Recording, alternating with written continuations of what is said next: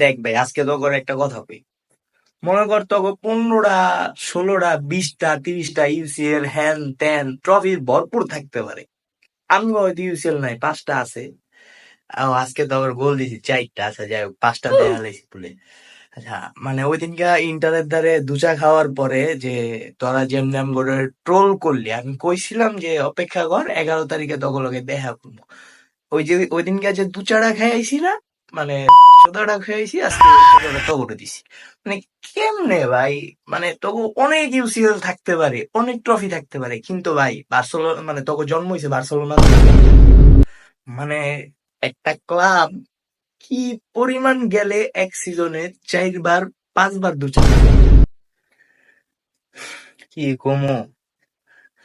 যাই হোক, Barcelona La লিগা জিততাছে।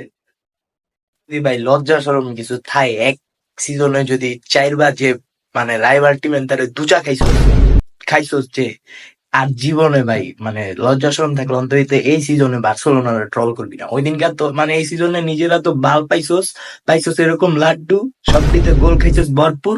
তখন ভাই মানে খেলার শুরুতে এমবাপ্পে গোল দিব, মানে আমি তখনই ধরে লইছি বার্সেলোনা আজকে জিতা যাইছে, 4-5টা গোল দিছে। যাই হোক, রেফারি চুরি করেও তো জিততে পারলি না, কি কমো।